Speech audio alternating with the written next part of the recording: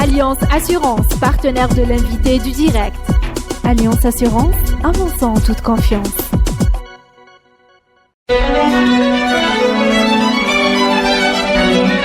Pour bien s'entendre, il faut bien s'écouter. Rendez-vous sur M, la petite radio du Grand Maghreb. Amis auditeurs de Radio M, bonjour. L'invité du direct a le grand plaisir d'accueillir aujourd'hui Monsieur Mokdad Sifi. Monsieur Mokdad Sifi, plusieurs fois ministre, candidat à la présidentielle de 1999 face à Abdelaziz Bouteflika avec les 5 autres candidats qui se sont retirés à la veille du scrutin et surtout chef du gouvernement, parce que la formule a disparu, on dit Premier ministre maintenant, entre le 11 avril 1994 et le 31 décembre 1995. Mokdad Sifi, bonjour. Bonjour. Merci beaucoup d'avoir accepté de venir à Radio M. C'est un grand plaisir pour nous de vous accueillir ici. Merci de m'avoir invité. Monsieur le Premier ministre, on ne vous voit pas beaucoup. C'est un choix. Qu'est-ce que vous n'avez pas eu la possibilité de communiquer sur les grandes questions d'actualité de ces derniers mois, ou est-ce que vous préférez prendre du recul pour proposer, comme aujourd'hui, un tour d'horizon de situation et de dossiers qui nous préoccupent? Vous m'auriez appelé il y a un an, dans la mesure où vous avez existé à ce moment-là, j'aurais répondu. Très bien. Si d'autres m'avaient invité, j'aurais fait. Maintenant, je n'ai pas trouvé la nécessité, j'ai pas eu la nécessité de m'exprimer, parce que tout ce qui se fait, je l'avais dit et redit, même à l'avance. A fortiori, si les choses se passent comme vous les avez dites, vous pouvez le rappeler. Il y en a qui n'auraient pas manqué de le rappeler. Je le rappelle, et les gens, ça va tellement... les gens ne lisent pas, ne se rendent pas compte, et pour eux, chaque fois, c'est une nouveauté. Prenez un exemple, c'est le changement. Ceux qui m'ont suivi savent que le changement, je l'ai demandé indirectement alors que j'étais chef du gouvernement. J'avais mis en cause le système. Et je parlais de ce que disait le président Zaroual, à savoir la rupture. Une rupture avec le passé, avec le truc. Et pour rappeler nos amis auditeurs, vous avez été chef du gouvernement sous le président de l'État, Zaroual, qui n'était pas encore élu. Il a été élu en novembre 1994, selon les termes de la Constitution, lors d'un scrutin que vous avez organisé en tant que chef du gouvernement avant de céder la main. Et donc, c'est une période très particulière. On va revenir évidemment sur cette période-là durant cet entretien. Mais vous dites, on ne retient pas. Vous avez prévu vous avez prévu ce qui allait se passer. Qu'est-ce que vous avez prévu exactement? Que l'Algérie rentre dans le déficit et qu'elle soit en crise dans les années... Non, je parle de choses avant. Bien avant, quand j'étais candidat, ceux qui m'ont écouté et qui m'ont suivi se sont rendus compte que je demandais le changement et que je proposais le changement. Et que je disais que si on continue à travailler de la même manière, en arabe, je vais traduire parce que je l'avais dit en français, si c'est le même mode de gestion du pays, on va à la catastrophe. En 1999. En 2000, j'ai repris cela. En 2002, j'ai eu une longue interview avec l'Expression et j'avais rappelé cela. Et j'avais même dit que si on continue comme ça, c'est en train de s'aggraver, eh bien, on va avoir de moins en moins de logements, de travail, de santé, d'État. Monsieur Sifi, on peut reconnaître quand même qu'on a échappé à ce scénario pendant quelques années grâce au pétrole à plus de $100. On a un peu échappé. C'était un scénario qui a été reporté dans le temps. On a fait une grosse bêtise. On n'a pas utilisé cette richesse pour ne pas être dans cette... Aujourd'hui, nous payons. Nous payons cela. Très bien. Alors, là, on a pour nos amis auditeurs un peu... tracé le cadre de cette émission. Ce sont un peu les thèmes qu'on va aborder pendant ces 45 minutes. Je voudrais quand même démarrer, parce que c'est la coutume dans l'invité du direct, par le dernier fait d'actualité, souvent lié à l'économie, parce que c'est plutôt une émission d'économie et liée aux institutions, parce que c'est les économies et les institutions, ça va ensemble. Il se trouve que la loi de finances pour 2018, le projet de loi de finances pour 2018 et pour 2019, pardon, il est compromis parce que il y a eu ce qu'il y a eu à l'Assemblée nationale. Est-ce que vous êtes inquiet? Est-ce que le blocage de l'Assemblée nationale vous inquiète? Comment compromis? Parce qu'on a pris du retard, parce qu'on n'est pas sûr d'avoir un nouveau président. Il va y avoir une élection d'un nouveau président, semble-t-il, du fait de la majorité parlementaire. Mais le président de l'Assemblée, vous dire. Oui. C'est l'Assemblée qui est bloquée. Oui, je ne parlais pas du président de la République, ça c'était un autre débat. Le président de l'Assemblée. Oui. De l'Assemblée. Je précisais exprès, la loi de finances peut être signée par le président, en l'absence de l'Assemblée, en l'absence des députés. C'est connu. Je ne sais pas si... Oui, bien sûr. Les ordonnances le permettent et il faut que... Donc vous pensez que de ce point de vue-là, il n'y a pas que ça. On a fait, quand on n'était pas en crise APN ou en crise d'institution. C'est pas ça le problème. Si les législateurs ne peuvent pas faire leur travail normalement, il y a quand même un monopole de l'exécutif sur la loi. Et la loi la plus importante dans l'année, on sait bien tous que c'est la loi de finances. Non, la loi de finances peut être signée par le président, à mon avis. Sans problème. Comme il a signé d'autres lois de finances, et complémentaires lois, notamment les complémentaires. C'est surtout complémentaires. Alors, complémentaires, vous savez, on en avait des complémentaires. Je ne sais pas pourquoi on a fait constamment des lois de finances complémentaires. C'est inimaginable.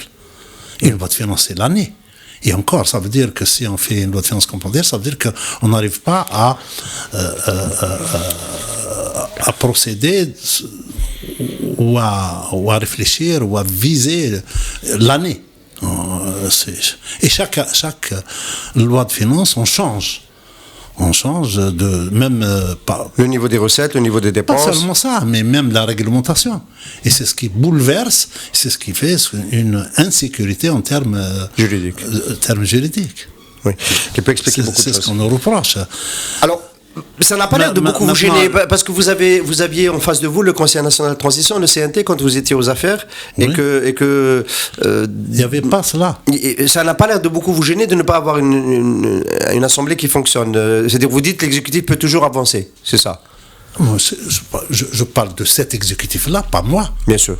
Moi, a priori, peut-être que je pourrais dire, je ne serais jamais arrivé à cette situation. Moi, j'ai eu à soumettre au CNT un programme, Conseil national de transition, un programme qu'il a étudié, qu'il a évalué et qui a participé à sa correction. Et c'est devenu un programme commun. Et c'est vrai que je les ai écoutés, et pourtant ce n'était que le CNT. C'est-à-dire, le CNT, c'est des gens qu'on a ramenés d'un peu partout. Et bien, et nous, moi, j'ai carapahuté pendant longtemps dans les administrations, le SGG qui a participé, le secrétaire général du gouvernement, les ministres, les ministères. Et puis, on trouve qu'ils ont raison d'intervenir sur tel ou tel dossier qu'on corrige, tel ou tel aspect qu'on corrige. Il faut leur donner. Et ça a très bien marché. Il n'y a pas absolument de problème. Alors, le contexte dans lequel nous sommes est quand même un contexte particulier, parce que c'est un contexte de contre-choc pétrolier qui se poursuit. On n'arrive toujours pas à revenir à un niveau d'équilibre du budget, ni à un niveau d'équilibre de la balance des paiements. On est en train de puiser sur les réserves de change. C'est la 4e année que ça dure. En 2019, ça va être encore le cas. Ça va de soi. Ça va être le cas. C'est la conséquence d'une gestion, ou de plusieurs gestions, peu importe. C'est une réalité, il faut l'accepter. Elle est là. C'est une réalité qui s'impose au pays. Et le pays, c'est le nôtre, tous. Et nous sommes tous concernés. Alors, on va rester juste sur cette conjoncture avant d'aller aux origines de ce qui peut ressembler éventuellement à une catastrophe. On va rester juste sur cette conjoncture. Il y a beaucoup d'économistes qui ont appelé à engager une austérité budgétaire rapidement. Ça a été tenté d'ailleurs en 2017 pour essayer de faire face à réduire ce déficit et ne pas avoir à le financer, notamment par la planche à billets, comme c'est en train de se faire avec le financement non conventionnel. Mais c'est quelque chose qui a été abandonné dans la loi de finances de 2019, et on nous annonce une loi de finances pour 2019, en 2018, et on nous annonce la prochaine, parce que c'est une année électorale, une loi de finances qui maintient et on va continuer. Vous dites que vous avez quand même engagé le plan d'ajustement structurel en 2014, on le rappelle à nos amis auditeurs, FMI, donc plan très 2014, c'est une année très très difficile, on en parlera plus tard. Est-ce que vous dites qu'on est en train de perdre du temps? Bien entendu qu'on est en train de perdre du temps. La situation va s'aggraver. Il faut prendre des décisions. Parce qu'il faut quand même envisager l'avenir. Qu'est-ce qui va se passer si on continue comme ça? Il faut bien qu'à un moment, on arrête. Mais pas dans la situation, comment dirais-je, qui ne m'arrange pas. Alors on arrête, M. Bordel-Sissi, ça veut dire quoi exactement? On arrête de gaspiller, de chercher les solutions faciles. Et on arrête de faire marcher la planche à billets. Il faut bien financer le déficit. Et pourquoi arriver à ce stade-là? Il y a d'autres possibilités. Parce qu'on va payer. Vous savez que vous avez assez...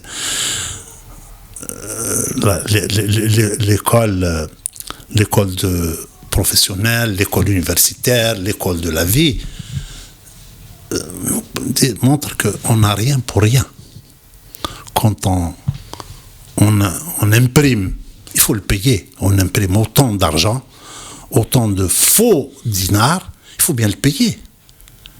Il faut bien le payer, on va le payer très cher. Admettez que ça se passe quand même bien. Pour le 2018, on a un taux d'inflation qui n'est pas passé au-dessus des 10% officiellement. Hein. M. Bitour, à votre place, a dit qu'en fait, il y a 2 chiffres déjà, et peut-être même à 3. Mais l'ONS nous dit qu'il est encore en dessous des 10%. Donc, le gouvernement, M. Ouihia, peut dire... J'ai bien fait de lancer la planche à billets parce que pour le moment, l'économie arrive à absorber le choc et il n'y a pas d'inflation. Il faut continuer. Si ça marche. Ça, c'est de l'humour. Non, c'est pas de l'humour, c'est la réalité. Et il faut continuer il faut continuer à imprimer, puisque ça marche. On a un pouvoir d'achat qui est très bien, on a une inflation qui est bonne, tout va bien. Et pourquoi les autres ne le font pas? Je disais bien que c'était du second degré. Et aller jusqu'à trafiquer, créer de la monnaie, de la fausse monnaie, ça ne tient pas la route. Ça ne marche pas. J'ai dit, on va le payer. Qui va le payer? Malheureusement, c'est les citoyens, c'est les pauvres. Je ne sais pas qu'est-ce qui va se passer, comment. Je ne veux pas entrer dans l'histoire de l'inflation, etc. Ben Bitour a certainement raison. Mais moi, je ne veux pas traiter de ça, mais ce n'est qu'une conséquence d'un phénomène, d'un autre problème plus grand. J'ai parlé de l'inflation, M. Sifi, parce que c'est par là qu'on ressent le premier effet de la planche à billets. Le retour de flamme, c'est l'inflation, en général. Mais qui fait l'inflation? Qui calcule l'inflation? Il y en a qui continuent de faire confiance à l'Office national de la statistique. Il a les moyens. C'est pas certain. Il a les statistiques nécessaires. C'est pas certain. Il ne l'a pas, c'est sûr qu'il ne l'a pas. Et on va parler de cela aussi. On a mis en place un conseil des statistiques, Conseil national des statistiques,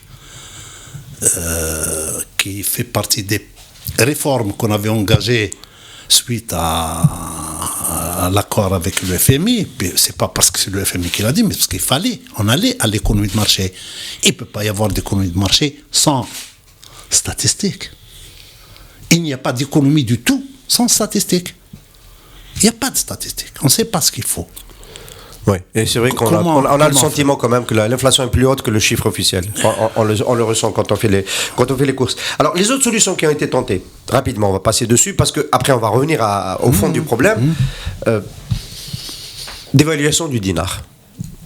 On connaît cela. Vous l'avez vécu en 1994, on a fortement dévalué, parce que on s'est ajusté avec la dévaluation du dinar. Ça a été fait depuis 2014, il a pris notamment avec Mohamed Al-Qassi à la tête de la Banque d'Algérie, et puis on a arrêté, on a repris un petit peu. Vous dites que le dinar, il est à la seconde valeur. Est-ce que c'est un des instruments qui permet d'arrêter de faire de la fausse monnaie et d'accepter d'être un peu plus pauvre? Quels sont les instruments qui arrêtent de faire...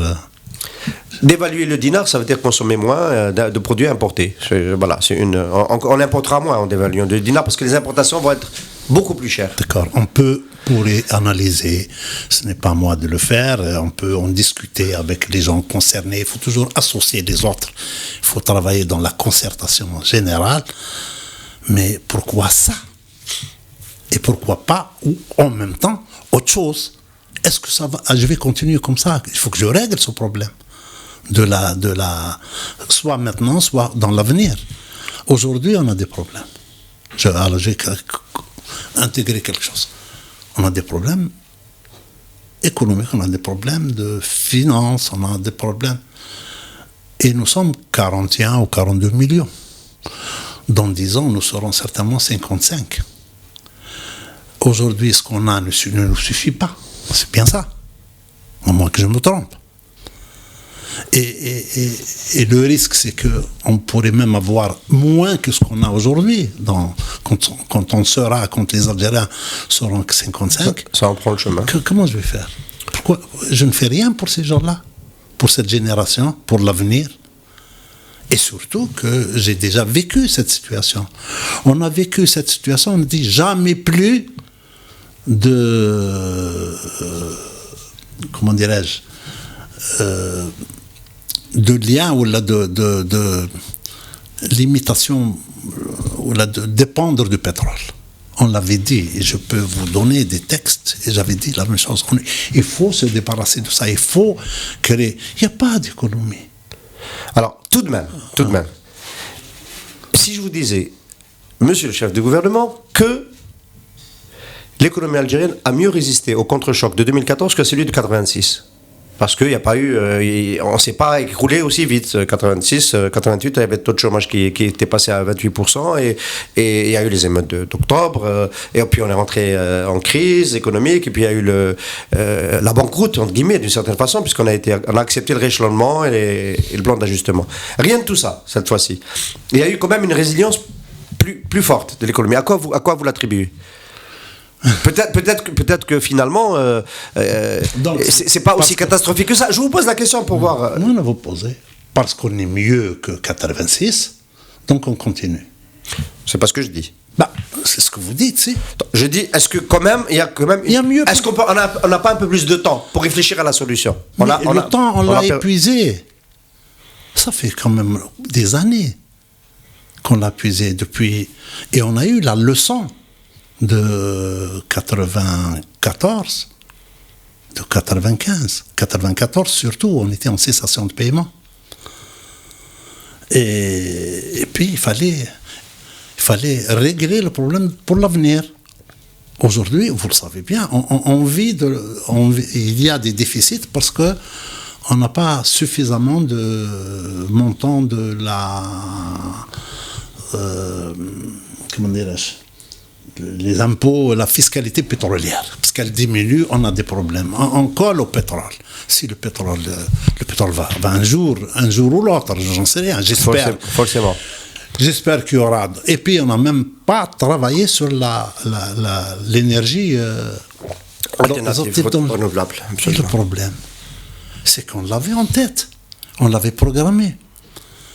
On est sorti, si vous voulez régler le problème, vous me parlez de 86, je peux vous dire qu'on a réglé le problème en 20 jours, en 20 mois, le problème du déficit budgétaire du temps où j'étais en poste. Comment ?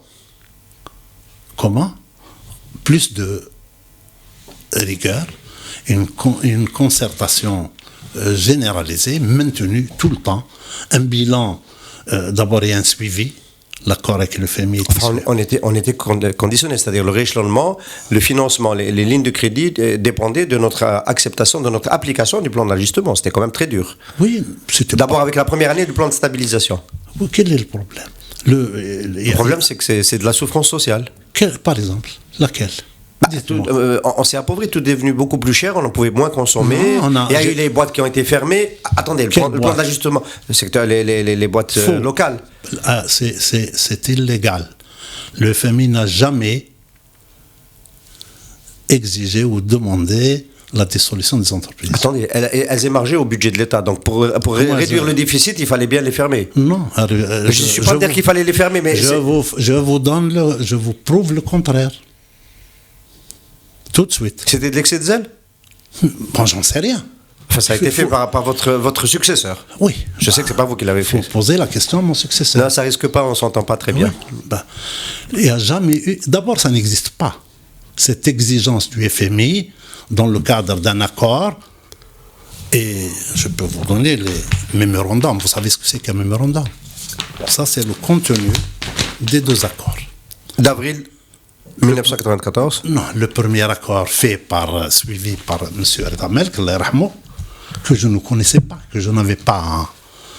Je n'avais même pas d'informations. Et le deuxième, je l'ai mis en œuvre, et le deuxième, il a été fait dans une concertation généralisée, avec la tripartite dans le détail. Le programme a été fait par les Algériens, est soumis à la tripartite et au CNES et à d'autres partenaires. Ils étaient d'accord. L'équipe est partie pour négocier. Après négociation et avant signature, on leur a reproposé tout à l'hôpital. Ceci, ce que vous êtes en train de nous dire ici, c'est que selon vous, les Algériens, si on leur explique bien l'objectif d'une politique comme celle-là, ils sont prêts à l'accepter pour sauver le long terme. Oui, à condition qu'ils aient confiance. La grande, et je vous le dis, et poser la question à d'autres personnes qui se rappellent de cette situation, qui l'ont vécu, surtout proche du gouvernement, du CNT, etc. Il y avait une confiance. On a mobilisé les gens. Rappelez-vous, le premier papier que j'avais signé, c'était une lettre au cadre algérien pour aider leur pays. Et on a continué, on les a mobilisés. On peut avoir aussi à votre décharge, le taux de participation, la mobilisation pour le vote de novembre 1995. Oui, ça, c'est la preuve. Mais ça, c'était pas pour soutenir le plan du FMI. Hein. Ça, c'était pour dénoncer le terrorisme et les débordements de l'insurrection islamiste. Parce que, pour ceux qui ne s'en rappellent pas, 94 et 95, c'était les 2 pires années des années de 90, c'est-à-dire en termes d'assassinat, de violence politique, c'était les 2 pires années. Et il se trouve que c'est dans ces 2 années-là qu'on a engagé ce plan d'ajustement. Il y a quand même quelque chose. Il y a quand même quelque chose, il y a une confiance, quoi qu'on dise. Les gens ont été mobilisés, ils ont travaillé. Il faut voir ce qu'ont fait les cadres, tous les cadres, y compris ceux locaux, qui n'avaient même pas de moyens, je vous le dis, ce que me disait le ministre de l'Intérieur. Ils allaient du chef-lieu de wilaya aux communes pour voir les situations, de comment se prépare les élections, qu'est-ce qu'il faut faire. Ils allaient sans véhicule, il n'y avait même pas de véhicule, ils payaient de leur propre... Et une mobilisation fantastique. Il faut voir comment les gens... On ne peut plus l'obtenir aujourd'hui, M. Sefi, cette mobilisation? Si, mais à condition qu'on ait confiance, il ne faut pas... Moi, je suis passé à la télé, j'ai dit, ça ne va pas. Il faut qu'on serre la ceinture. Je l'ai dit, je peux vous donner la... Serrer la ceinture aujourd'hui, vous avez sur cette table-là un document, un mémorandum signé avec le Front monétaire international. Vous étiez la partie algérienne qui l'a engagé, c'est important, c'est très important. Vous êtes très légitime pour en parler. Donc vous dites, par exemple, il y a des propositions de think tank pour les subventions. On dit il y a 13% du PIB qui vont dans des subventions, dans des transferts sociaux et du gaspillage. Il y a des prix qu'il faut réajuster pour moins gaspiller. On a commencé à le faire pour le carburant. Est-ce que vous dites qu'il faut toucher ça tout de suite? Corriger. On l'a fait chez nous. Non, je sais que vous l'avez fait. Est-ce qu'aujourd'hui vous dites qu'il faut le faire maintenant? On l'a fait, on l'a préparé et on l'a fait bien avant les élections. Que ce soit pour le lait, le pain, on a tout changé. Mais j'ai pris la décision d'augmenter les salaires de 30%. Sans en informer le FMI. J'ai pris la décision de faire, et j'ai dit aux gens qui allaient voir le FMI que j'ai pris cette décision. On va s'arrêter 5 secondes sur cet aspect-là, parce qu'il y a une proposition technique qui a été faite par un think tank, Nebni, qui propose d'arrêter avec les subventions telles qu'elles sont aujourd'hui, c'est-à-dire universelles, de faire des subventions d'un autre type, et qui propose soit un revenu universel, soit des subventions déclaratif, c'est-à-dire on ouvre à tout le monde. Tout le monde peut émarger au fonds d'aide, à la compensation. Vous avez choisi d'augmenter les salaires. C'est ça la solution?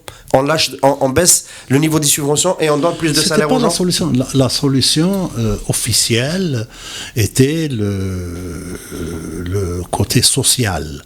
On a mis en place des dispositifs. Le filet social. Le filet social qui prenait en charge quand même sérieusement beaucoup de choses. C'est au moment où on supprimait les subventions, j'ai eu cette envie pour compenser, parce que je savais que les gens... Et j'ai pris la décision d'augmenter de 30% ces salaires-là. Et ça a très bien marché, les gens. Et puis il y avait la confiance. Logiquement, essayez de le faire maintenant. Ou là, essayons de le faire maintenant. Augmentons le pain, augmentons le lait. Et parlez-leur. Ça ne marchera pas. Alors qu'avant, ils l'avaient accepté. Je l'ai dit. Et j'allais... Pourquoi? Parce qu'il y a eu beaucoup de corruption depuis, parce qu'on ne fait plus confiance. Il y a eu beaucoup d'argent qui a été détourné, parce qu'on est dans un pays où... Peut-être. Par exemple, j'en sais rien. Mais ce que je sais, c'est qu'avant, les gens avaient confiance. Et on allait les voir régulièrement. Moi, j'allais au supermarché, j'allais au marché, j'allais dans les écoles, j'allais au commissariat de Cuba pour voir comment ils vivent quand ils ne pouvaient pas rentrer chez eux. J'allais à la gendarmerie, j'allais au DRS, j'allais dans les wilayats. J'allais à Hindefla, le fief du terrorisme. On a été à Hindefla et on est allé par avion à Chlef, mais il fallait aller par... Les gens ne peuvent pas s'imaginer combien c'était dangereux à l'époque. Les jeunes d'aujourd'hui ne peuvent pas s'imaginer. Je l'avais écrit à Ben Salah, parce que j'ai invité Ben Salah Jam'aya. Et quand on est rentré de Hindefla, c'était le crépuscule, ou c'était la nuit. Et on peut rappeler que c'est à cette période-là, le wali de Tissimsilt a été assassiné dans cette région. Et on a traversé un accrochage entre l'armée et les terroristes. Et on a continué, c'est ce que j'ai dit dans la lettre à Ben Salah, rappelez-vous, on a continué à parler de la même manière malgré la peur qui nous... Monsieur Sifi, si on ne fait rien, si on continue à ne rien faire, et on peut considérer que rien n'a été fait cette année, et l'année prochaine, c'est une année électorale, rien ne sera fait sur ce front-là si on fait rien, est-ce que vous pensez que l'Algérie, en dépit de ses 75 milliards de dollars de réserve de change, peut revenir devant le FMI dans un proche avenir pour subir un accord d'ajustement, un plan d'ajustement? Bon. Est-ce que ça peut encore arriver? Qu'est-ce que c'est que l'ajustement structurel? C'est remettre le niveau de la consommation interne au niveau de la capacité, de la ajuster l'offre et la demande. Voilà, parce que quand on consomme plus qu'on ne produit, à un moment donné, ça crée du déficit et on ajuste. L'ajustement, c'est remettre l'offre et la demande au même niveau. L'ajustement structurel, sauf Google, que l'ajustement structurel, c'est un ensemble de réformes. OK? Pour le 94 et 95, enfin, pour l'accord avec le FMI, de manière générale, parce qu'il y a eu deux accords, tout a été fait. Toutes les réformes ont été faites, mais aucune n'a été appliquée. Parce que ça a été fait avec le temps. Pour faire tout ça, 20 mois on a duré. Le temps des 20 mois, on a fait une loi sur la concurrence, un conseil national de la concurrence, une loi sur la privatisation serrée, une loi sur un décret de création du conseil national de l'énergie et rien. La concurrence. Vous voulez vous dire que ça s'est arrêté quand Bouteflika est arrivé? Non, je regrette. Avant même? C'était 95. D'accord. J'ai installé le Conseil national de la concurrence en août 95. Je l'ai installé moi-même en tant que chef de gouvernement, en présence de la presse. Et je leur ai donné les orientations nécessaires. On leur a donné un siège, on leur a donné un budget, on leur a donné... Et hop, on est parti parce qu'il restait seulement ce qu'on appelait, ce qu'on appelle toujours... Les textes d'application. Non. Tous les textes d'application. Avec moi, ça ne marche pas, ça. Avec moi, les textes d'application se font automatiquement. Il restait le règlement intérieur qu'ils devaient faire, eux. Les gens étaient nommés par le président, par décret, et le conseil était autonome. Il ne dépendait pas du gouvernement. OK? Donc, c'est en février, mars, je crois, que Conseil de la concurrence. Non, pas le conseil. Mais c'est le gouvernement ou Yahya qui a stoppé la réforme. Le règlement intérieur. Alors, cette loi de 95, d'août 95 ou même avant, n'a pas été appliquée. Le conseil on n'a pas laissé travailler. Il n'a pas travaillé. Pendant 8 ans. Oui. 8 ans, après 8 ans, on a refait la loi. Et on a arrangé la loi. On était moins exigeants. Et on a ramené le Conseil de la concurrence, au lieu d'être autonome, il dépend du chef du gouvernement. Bien sûr. On n'est plus dans l'esprit des points. Donc vous dites... Ensuite, cette loi, c'est important, cette loi nouvelle qui est arrangée et qui facilite les choses pour les puissants. On l'a pas cette loi a existé, mais le Conseil n'a pas été installé. Pendant 5 ans, rien n'a été fait. On a laissé le temps. Après, on a refait encore pour dire que le Conseil va dépendre du ministre du Commerce. 2 ans ou 3 ans, rien. Jusqu'à 2013, de 1995 jusqu'à 2013, on a installé un Conseil de la concurrence avec un président qui est en train aujourd'hui de se lamenter. Il n'a pas d'attribution, il n'a pas de moyens. Donc, comment voulez-vous... Qu'est-ce que c'est que cette économie? Le Conseil de la concurrence aurait pu être saisi aujourd'hui, exemple, par Cévital dans l'affaire de blocage Abjaya, parce qu'il y a un concurrent qui profite de ce blocage-là. Exemple. Hein, seulement ça. Le plus... on peut imaginer les fonctions... Mais, monsieur Sibi, sur les réformes, sur les autres réformes, en dehors du Conseil. Non, ça d'abord. Si le Conseil avait marché, avait travaillé, et la loi était appliquée, on n'aurait pas eu cette économie informelle. On n'aurait pas eu des... comment on appelle ça?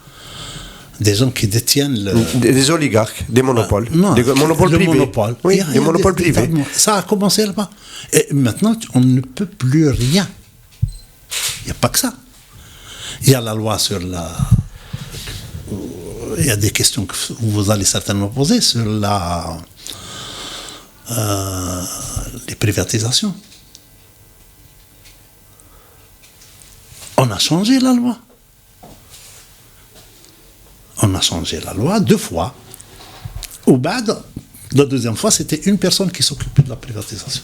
C'est pas moi qui le dis, c'est les journaux et les experts. On a vendu n'importe quoi, n'importe comment. Alors que la loi initiale disait ce qu'il fallait faire. Pas de sidérurgie, pas de trucs, pas de... On va clore ce chapitre sur les réformes. Justement, oui, bien sûr, des réformes qui n'ont pas été conduites. Moi, je voulais... en fait, ce qui s'est passé, en réalité, hein, vous avez été à de très hautes responsabilités, c'est que la volonté de réformer, elle vient rarement d'elle-même au sein du pouvoir politique algérien. Vous avez quand même été dans le pouvoir politique algérien. C'est pas quelque chose qu'on anticipe. C'est quand on est dans la difficulté que on engage des réformes, plus ou moins de manière autonome. On peut considérer que le gouvernement Hamrouche était celui qui voulait précéder les événements et réformer avant que ça ne soit trop tard. Ensuite, on l'a fait sous... Qu'est-ce qui a été réformé? On l'a fait sous la pression du FMI, mais dès que le prix du pétrole remonte, les réformes s'arrêtent. C'est ce qui s'est passé dans les années Bouteflika. On peut en gros les expliquer comme ça. Mais aujourd'hui, ma question, M. Sifi, aujourd'hui, 4 ans de contre-choc pétrolier, 4 ans de déficit. Le FRR, le Fonds de régulation des revenus internes, terminé. Les réserves de change qui ont fondu de moitié. Et il n'y a toujours pas de réforme engagée. Est-ce que vous dites que la volonté de réforme, on n'est pas suffisamment mal, on n'est pas encore suffisamment en difficulté pour que la volonté de réforme interne au pouvoir se remette en route. Je ne dis pas ça. Je dis qu'on a on a fait tort au pays, à l'économie algérienne. Et c'est grave. C'est grave et pour moi c'est un crime de laisser cette économie partir n'importe comment, n'importe où, avec une économie de marché où cette économie n'est pas régulée. C'est ça le rôle de l'État, le rôle du gouvernement. C'est de réguler l'économie. C'est ça l'essentiel. Je ne laisse pas les gens faire ce qu'ils veulent. Il y a des règles. C'est pas parce que j'ai assez d'argent, non. Je regrette. Alors, ça me permet quand même de poser une question. Vous avez été ministre de l'Équipement. D'ailleurs, c'est peut-être grâce à votre performance en tant que ministre de l'Équipement que vous avez été choisi pour diriger le gouvernement sous Lamine Zeroual. Est-ce que vous considérez que la stratégie des années Bouteflika, qui a beaucoup investi dans les infrastructures, dans un rattrapage qui pouvait être nécessaire après les années 90, où on n'a malheureusement pas pu beaucoup investir, est-ce que vous considérez que c'est une stratégie qui s'est finalement avérée pas suffisamment performante parce que ça n'a pas créé une économie? Les dépenses d'infrastructure, il y en a qui disent qu'on en a trop fait. M. Benachnou, à votre place, a dit il faut marquer une pause. Il y a déjà 3 ans, il a dit on a beaucoup dépensé, il faut marquer une pause dans les investissements d'infrastructure. Notamment parce que c'est des dépenses publiques à concours définitif. Pourquoi on n'a pas investi dans le productif? Et pourtant, c'était tellement simple. Et si vous m'aviez suivi, vous aurez eu ma réponse, celle que je vais donner, et que j'avais intégrée dans d'autres discussions. Le ciment, c'est ce qu'il y a de plus facile. C'est matière première, argile, calcaire, énergie, c'est-à-dire gaz, et la compétence. La compétence, on l'a. Je vais vous donner un exemple. Moi, je ne suis pas tombé du ciel. J'ai travaillé 36 à 40 ans. Et j'ai été ingénieur, licence en physique, ingénieur en électrotechnique, et j'ai étudié aussi, j'ai fait des études approfondies en chimie physique. Et j'ai travaillé à Sonelgaz. J'étais étudiant et en même temps, j'enseignais les mathématiques et la physique au lycée El Moukarani. Par la suite, quand j'ai eu mes diplômes, j'étais à Sonelgaz. J'étais ingénieur de travaux. Je crapahutais sur le terrain. J'ai su ce qu'était un projet. Et j'ai travaillé avec des gens qui avaient 40 ans d'expérience. J'ai appris énormément. Ensuite, j'ai été appelé pour être sous-directeur des projets industriels. J'ai fait toute l'Algérie en suivant ces projets-là. Et c'est pour ça que je vous dis aujourd'hui un simple exemple. Les années de l'investissement industriel, c'est les années 70. 80, tout est fermé. On ne fait plus de... Il n'y a plus d'investissement, il faut attendre. Ne rien faire, comme vous dites. Ben, figurez-vous qu'il y a 12 millions de tonnes qui sont fabriquées par des cimenteries qui datent des années 70. Aujourd'hui, sur les 25. Sur le 25 ou la 18, il y a même... C'est monté un petit peu parce qu'il y a eu de nouveau. C'est monté. Et pourquoi on n'a pas fait... Bon, heureusement qu'il y a l'étranger qui est venu, qui a fait ça, mais on pouvait le faire tout seul. Moi, personnellement, peut-être que je n'ai pas raison, mais le pragmatisme aidant, je n'aurais jamais laissé des étrangers faire les cimenteries. Pourquoi? Parce que l'argile est algérien, le calcaire est algérien, le gaz est algérien. Et là, vous êtes sur la même longueur d'onde que Bouteflika qui s'est fâché d'apprendre que Lafarge rentrait en Algérie en achetant Orascom. Mais c'est pas Bouteflika. Mais Orascom était déjà dans le ciment. Pourquoi vous voulez mettre tout sur le compte de Bouteflika? C'est pour aller vite. Il y a des gestionnaires. Je vais vous dire.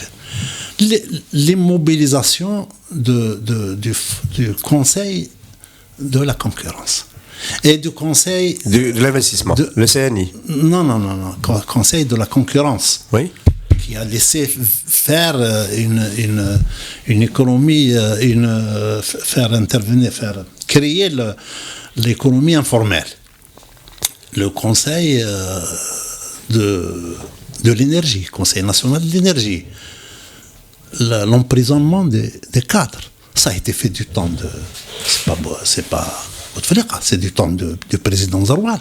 Enfin, du temps du Premier ministre Ahmed Yahya. Bon, Oui, on parle de... non, mais Oui. ce n'est pas. Oui, oui. On n'impute pas ça à X ou Y. Il y a Alors, des dans gestionnaires. votre réponse, dans le fil de votre réponse, monsieur Sifi, dans le fil de votre réponse, vous dites, Zaroual- on a fait les infrastructures. Vous dites, on a fait les infrastructures, mais on aurait dû faire de la production, comme dans les années 70. À la différence près que, depuis les années 2000, l'acteur qui fait, qui investit, qui prospère, etc., est-ce que ça doit être plus le public ou est-ce que ça doit être plus le privé? Parce que l'État ne pouvait plus se remettre à investir avec les entreprises publiques à grande échelle. C'était au privé de prendre le relais. Est-ce que vous trouvez que dans les années Bouteflika, une des choses qui n'a pas bien fonctionné, c'est qu'on n'a pas laissé le privé se développer correctement, comme le disent beaucoup d'observateurs? Avant d'arriver au privé public, il y a l'Algérie. L'Algérie avait besoin de ciment. Elle importait du ciment qu'elle sait faire et qu'elle fait à un prix moindre que celui de l'étranger. Et qui le fait très très bien. J'ai connu cela. Mais ça, c'est réglé, le ciment. Monsieur Sifi, il y a une bulle aujourd'hui du ciment. J'ai reçu ici le porte-parole de Lafarge qui a parlé de 5 à 6 millions de tonnes d'excédents qu'il va falloir placer soit sur les marchés extérieurs, soit dans un autre usage, notamment pour faire des routes. Donc, le ciment, c'est réglé. Mais il y a plein d'autres secteurs. Est-ce que, par exemple, pour être autosuffisant dans le médicament, est-ce qu'on a bien fait ou mal fait de laisser se développer des laboratoires privés? D'accord. On termine avec ça. On a pris un exemple. J'ai dit, dans le passé, on aurait pu le faire. Mais on n'a plus beaucoup le temps de rester sur cet exemple. Enfin, il faut bien parler. Je voulais évoquer, quand vous dites qu'il fallait investir dans la production... Les gens qui nous suivent comprennent bien. À quoi vous pensez en dehors du ciment? Qu'est-ce qu'on aurait pu faire dans les années Bouteflika qu'on n'a pas fait? Pourquoi vous comptez Bouteflika? Il y a pas les années Bouteflika. Si vous voulez. Prenons la SNVI. Qui fabrique des tas de Ça c'est plus actuel, oui. On commence à le faire avec l'armée, etc. Mais on aurait pu le faire avant. On a importé des tas de choses. Ils sont capables de le faire. Je dis la SNVI parce que, comme je l'ai dit, je ne suis pas tombé du ciel. Quand la SNVI a fabriqué le vilebrequin, j'avais la chair de poule. Pourtant, c'est banal, c'est rien du tout, mais il fallait le faire. Dans le temps où j'ai commencé à travailler, il y avait peut-être 1000 ou 2000 étudiants dans l'unique université d'Alger. Aujourd'hui, on est à 1,5 million. Avec le peu de cadres qu'il y avait, on a fait, prenons la raffinerie. Dans les années 70, on a fait 20 millions de tonnes de raffinage par an. Depuis, il n'y a rien. On importe. On n'a pas encore investi. Dans tout, on n'a pas encore investi. Dans n'importe quoi. Il y a même des gens qui vous disent en 2020 ou 2030, nous aurons la centrale nucléaire. Bon, quand ça viendra, on verra. Il faut que les gens parlent. Il n'y a pas que ça. Il y a moi, par exemple, j'étais à Sadrata dans les années 70 pour chercher un terrain ou des terrains pour faire ce qu'on veut qu'on fasse aujourd'hui, c'est des unités de pièces de rechange pour faire le filtre, les roulements, les trucs. Déjà. Et c'était un rêve. En bas, on a tout fermé. Ceci fait. Faut pas vous fâcher, mais est-ce que vous n'avez pas une vision de l'investissement qui est un peu datée quand même? Parce que quand vous parlez, on a l'impression que vous reprochez à l'État de ne pas avoir investi lui-même. Alors que il s'est passé des choses. L'État a investi. Vous avez cité des exemples qui marchent. Euni Blabès devrait être le leader de l'électronique en Algérie. Euni, ex-Sonelec. Oui. Devrait être le leader de l'électroménager avec l'avance dans l'électronique, de l'électronique, pas de l'électroménager. Oui. C'est pas le cas, c'est un autre pôle qui est apparu à Bordeaux-Bridge et ailleurs. Oui, quel est le problème ? Non, c'est pour dire qu'il y a eu quand même des investissements avec de nouveaux acteurs. Il fallait commencer. J'ai cité cela. Là, y compris la sidérurgie aujourd'hui, les Turcs, malheureusement pour nous, à Oran font mieux déjà mieux que le pôle de Hadjar, et les Qataris sont en train d'arriver à Bellara et ils vont faire probablement encore mieux. Les acteurs ont changé, c'est-à-dire vous ne pouvez pas dire qu'il fallait continuer à investir de la même manière. Il y a aussi de grands échecs. C'est pas moi que vous devez convaincre. C'est toute l'Algérie. Et je ne dis pas que je suis pour ceci ou pour cela. Je suis là pour discuter, mais je ne suis pas l'unique. Il faudrait qu'on discute de cela. Quelle est la stratégie algérienne? On n'a pas. Aujourd'hui, on a le déficit, le truc, l'argent, la planche à billets. Où est le... On fait une loi de finances. Une loi de finances, pour moi, s'intègre dans un programme, s'intègre dans une stratégie. Quelle est notre stratégie? Et d'ailleurs, ça fait déjà des mois et des mois qu'on dit, ça y est, on va lancer les réformes. Quelles réformes? Les premières réformes des années 1994-95 sont là pour être appliquées. Et il n'y a qu'à les faire. Bien entendu, les adapter ou les orienter, ou j'en sais rien. Mais il faut les faire.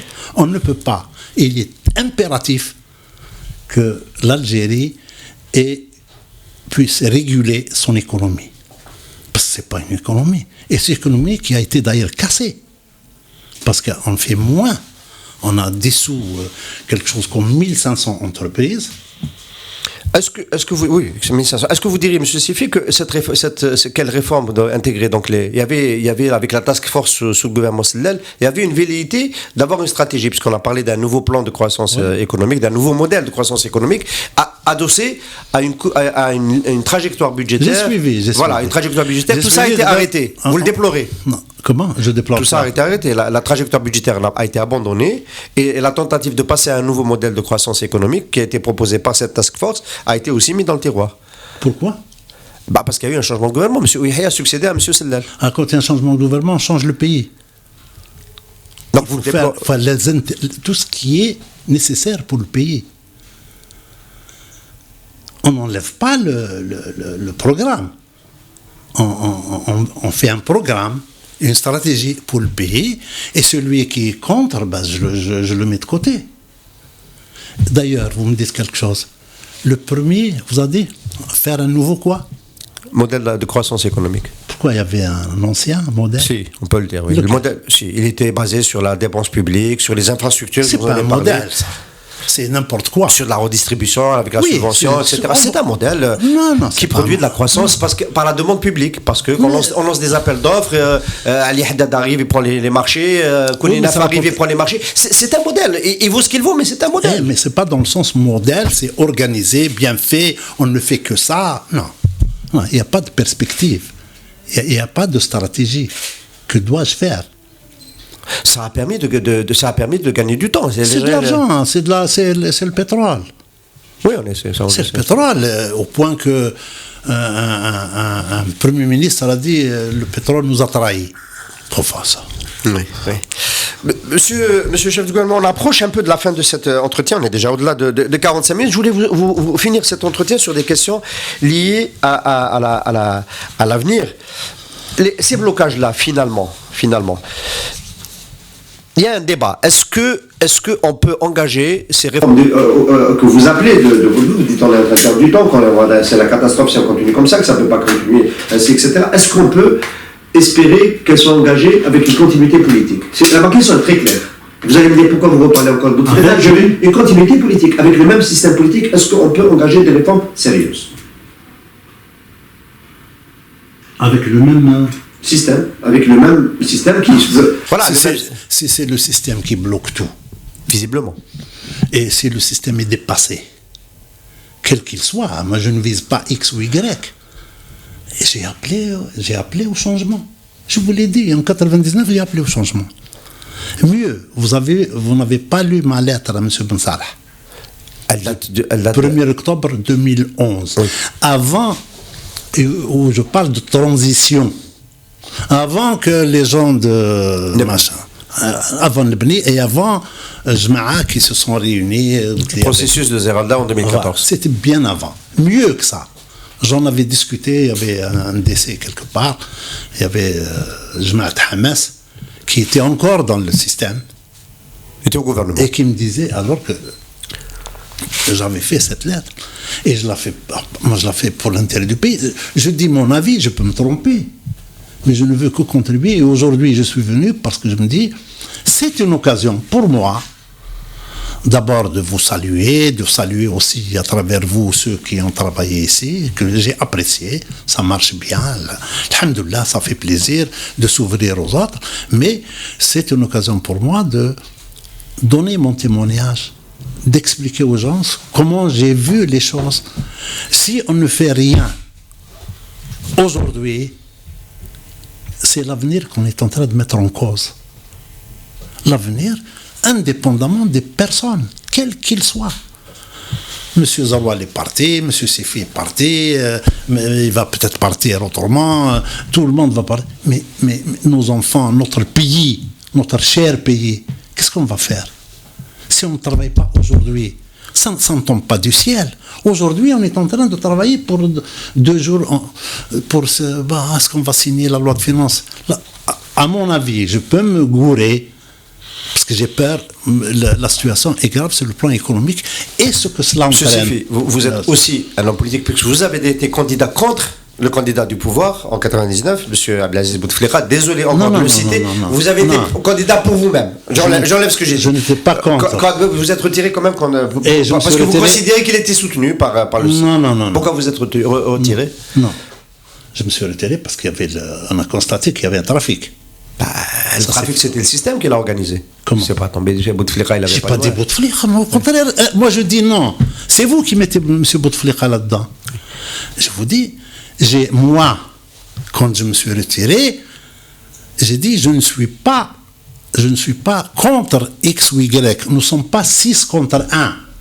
Et je souhaiterais même, pour l'avenir du pays, que le 7e nous rejoigne. Et je le voulais. Qui se retire aussi? Oui. Parce que s'il est convaincu qu'il y a eu des trafics. Enfin, la fraude était en son avantage. Enfin, on a rarement vu quelqu'un se retirer pour protester contre une fraude. Il y a des gens qui sont peut-être fous. Moi, je l'aurais fait. Je ne cherche pas le. C'est raison. Non, je vous assure que Abdelaziz Bouteflika se retire en constatant qu'on a fraudé en sa faveur. Je ne suis pas sûr qu'il soit ceci ou cela. Pourquoi vous voulez que je le condamne à l'avance? Ou que j'arrête ma position à l'avance. J'ai dit, voilà, il pourrait revenir. Et ça aurait été bien, mieux. Je dis maintenant à ceux qui sont en poste, et je préfère passer ce message, une chose que j'avais dite à d'autres, aider ce pays à sortir de ce problème monstre. Et vous resterez dans l'histoire. Je l'ai dit à des gens, des vrais décideurs. Aider. On ne sait plus qui sont les vrais décideurs en Algérie. Enfin, à un moment donné, j'ai cru. Parce que moi, je ne suis pas de ceux qui croient, qui pensent détenir la vérité. Hein? Je m'exprime. Je saisis peut-être pour rien. C'est bête.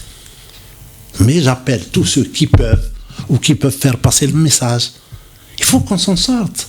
C'est obligatoire. On n'y peut rien. Et où est-ce qu'on va? On peut peut-être même discuter ensemble est-ce que c'est grave, de quel type de gravité, comment, je ne sais pas. Franchement, il faut pas. Flan, Feltan, Monsieur Bouteflika, Monsieur Zaroual, tous ceux-là partiront. Et les autres, ceux qui sont derrière. Et puis, il y a une chose, laquelle je mets en garde, il faut se mettre.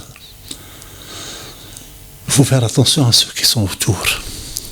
Je vous ai expliqué que les entreprises ont été dissoutes en temps de Zaroual.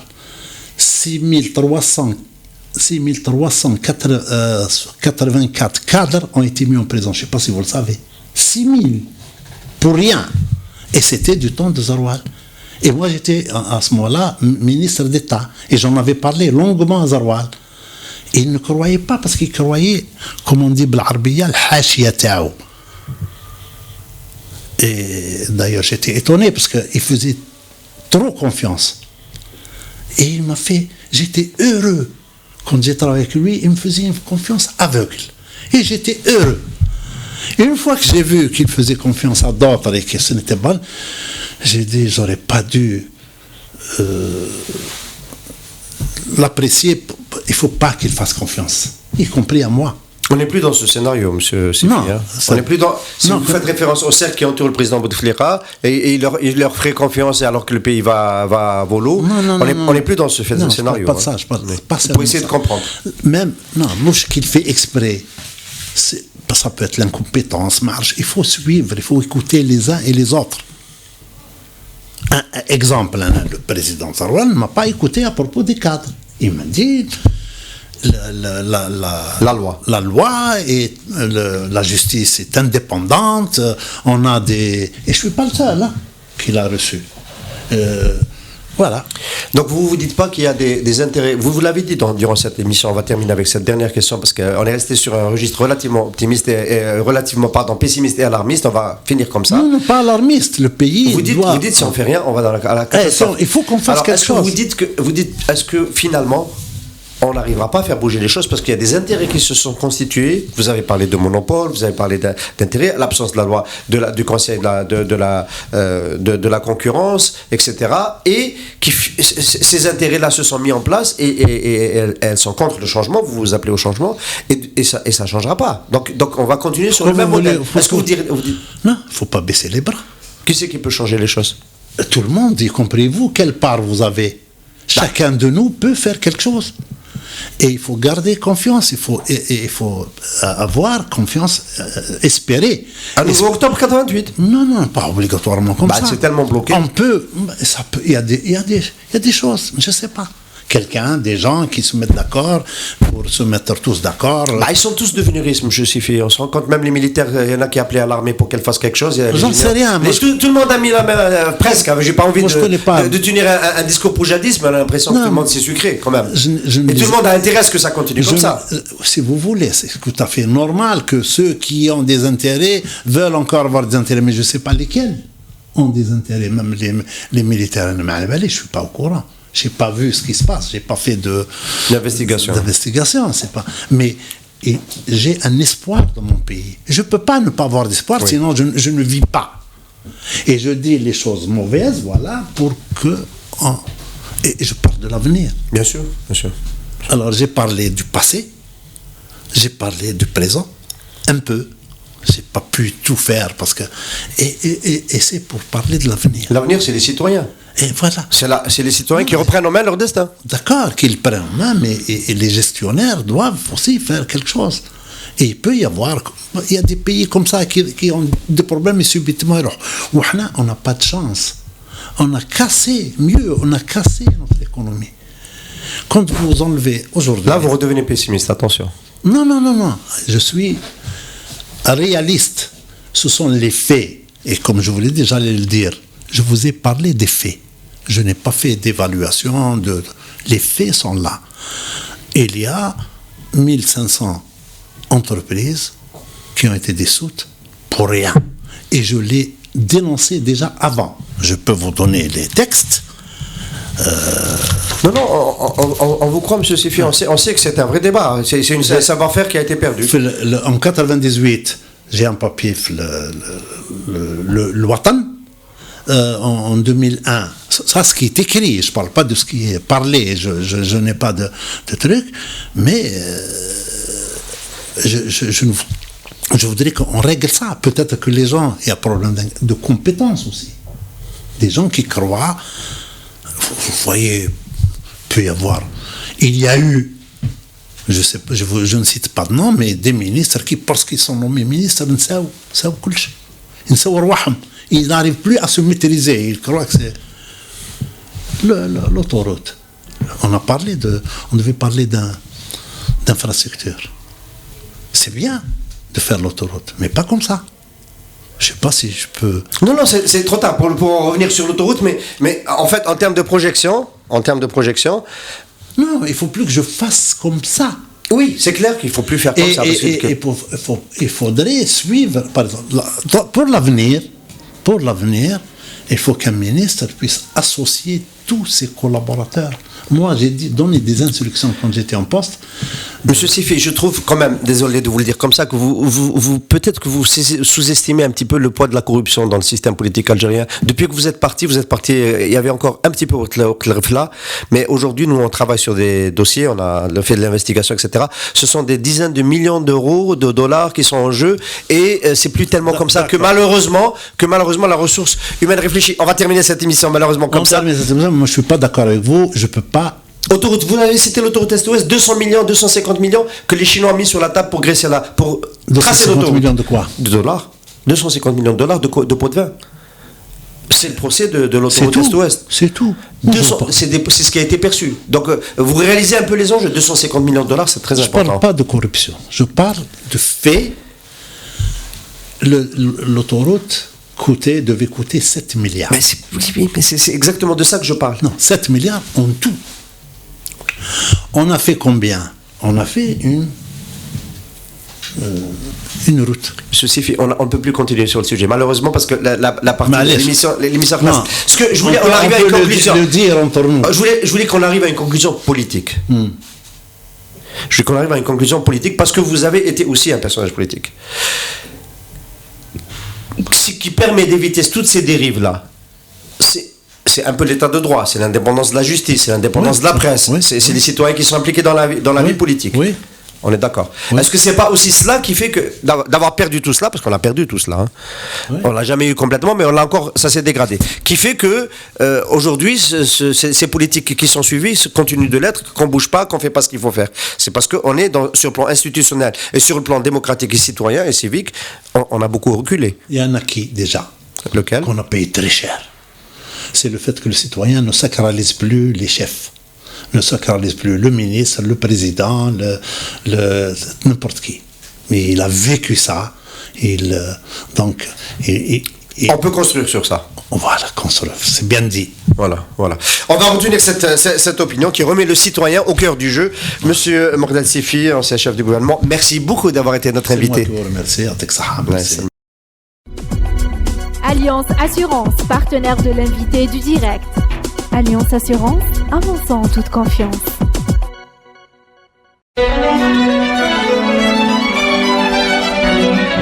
Pour bien s'entendre, il faut bien s'écouter. Rendez-vous sur M, la petite radio du Grand Maghreb.